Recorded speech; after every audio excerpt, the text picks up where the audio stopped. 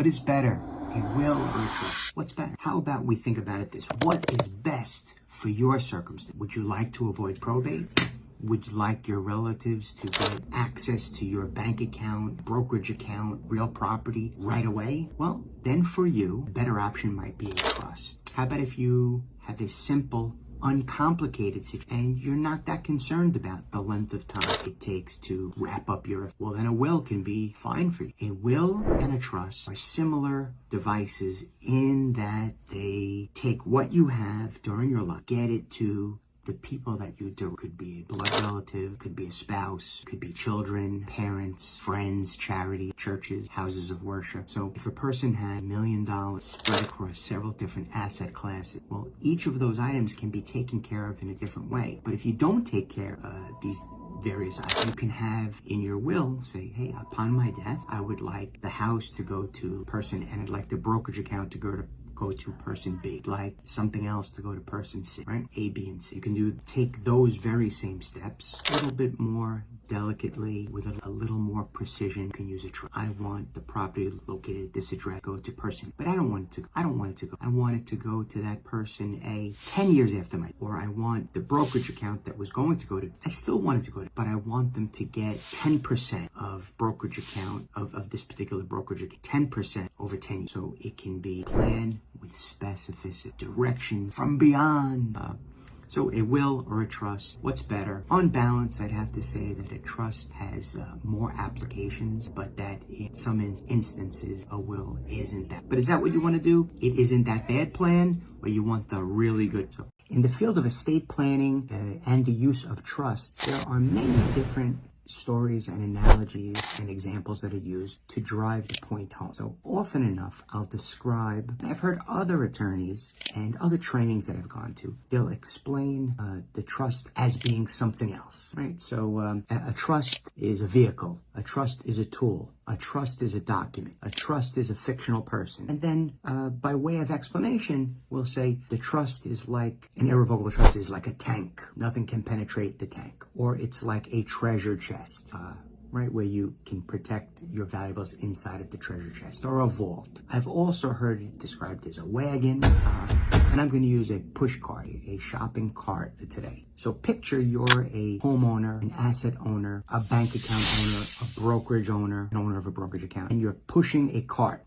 So picture the cart that you might find in Stop and Shop or Wegmans or in any supermarket, Aldi. So you have a cart, you're standing behind the cart and you're pushing the cart. You are the person that you are, and the cart is your trust. So you're pushing this cart, which is your trust, and you take your house and you put it into your cart. And then you take, I don't have any money on me. I already emptied my pockets.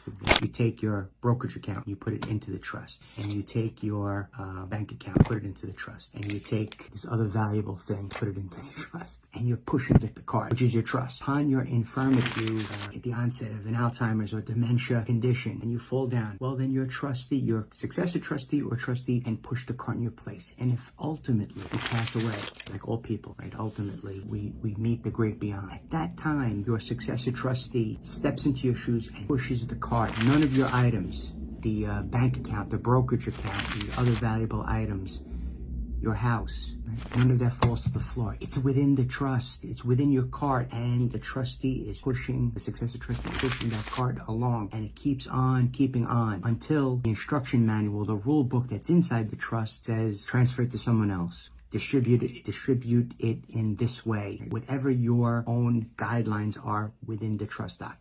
Twice this month, I was asked if I remove the last will and test from an estate plan, could I reduce the legal fee? So let me give you some context. In speaking with prospective clients, we discuss an overall estate. What does that mean? Well, how do you get what you have during your life to the people that you want it to go to at your passing? I also put into that some incapacity plans. So in the event that you're not capable to make your own decisions, we have a guardian in place. A trustee in place really is what it, power of attorney. Different things, right? I set it up with document-based, based on your perceived needs and my thought of what you might actually need. I try and thread the line. So if after consultation and discussion, you both mutually agree that you need a trust because you want asset protection, or because you want to avoid court, you want to avoid probate, you want to make the estate process after your passing simplified and smooth for your heirs, well, then we'll use a trust. I also make sure that you have a will, a last will and testament. Now, if we properly fund, you'll never need to probate it, but I want you to have it. I want you to have it because I want to avoid possible problems in the future.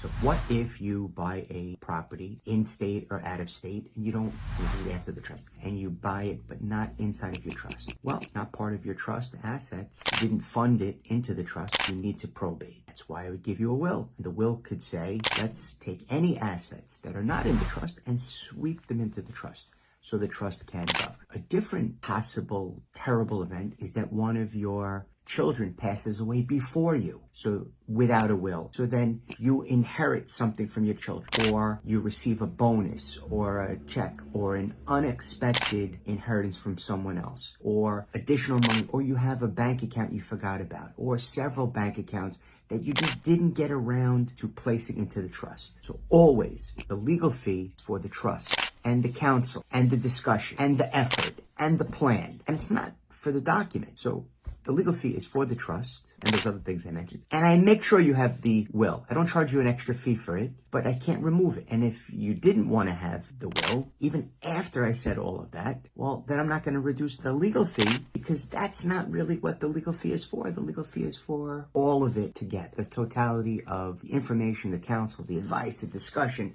the plan. If you have any questions, please reach out. FrankBrunoLaw.com.